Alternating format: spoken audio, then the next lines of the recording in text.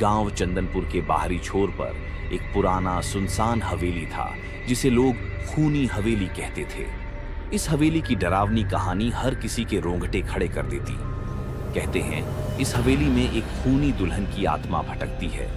जो भी वहां गया वापस नहीं आया। बहुत साल पहले इस हवेली में ठाकुर विजय सिंह का परिवार रहता था। ठाकुर ने अपनी इकलौती बेटी शिखा की शादी बड़ी धूमधाम से तय की थी। शिखा एक खूबसूरत लड़की थी जिसके हंसी से घर रोशन हो जाता। उसकी शादी का दिन पूरे गांव के लिए एक उत्सव जैसा था, लेकिन किसे पता था कि वही दिन इस परिवार के लिए सबसे बड़ा अभिशाप बन जाएगा। शादी के दिन बारात हवेली पहुंची। दूल्हा अर्जुन अपने दोस्तों और रिश्तेदारों के साथ दरवाजे पर पहुंचा। जश्न के माहौल में अचानक सन्नाटा छा गया। अर्जुन के परिवार ने दहेज में सोने की मोटी रकम की मांग कर दी। ठाकुर विजय सिंह को गुस्सा आया, लेकिन अपनी बेटी की खुशियों के लिए उन्होंने समझौता कर लिया। शादी संपन्न हुई और रात को दूल्हा दुल्हन को उनके कमरे में भेज दिया गया। लेकिन किसी ने नहीं सोचा था कि अगली सुबह इतनी भयावह होगी। सुबह होते ही कमरे से चीखों की आवाजें आईं। जब परिवार कमरे में पहुंचा तो उन्होंने देखा कि अर्जुन का शरीर खून से लथपथ पड़ा है। उसकी गर्दन किसी धारदार हथियार से काट दी गई थी। शिखा कमरे में नहीं थी। हवेली के पिछवाड़े एक पेड़ से शिखा का शव लटका हुआ मिला। उसके चेहरे पर गुस्से और बदले की छवि थी। उसी दिन से हवेली में अजीब घटनाएं होने लगी। गांव वालों का कहना है कि हर अमावस्या की रात हवेली से दुल्हन की दर्द भरी चीखें सुनाई देती हैं।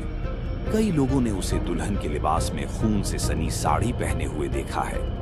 वह आत्मा उन लोगों को निशाना बनाती है जो लालच और धोखे से किसी का जीवन बर्बाद करते हैं। कई साल बाद एक युवा पत्रकार आदित्य इस कहानी की सच्चाई जानने के लिए गांव आया। उसे ऐसी कहानियों पर विश्वास नहीं था। उसने ठान लिया कि वह इस रहस्य से पर्दा उठाएगा।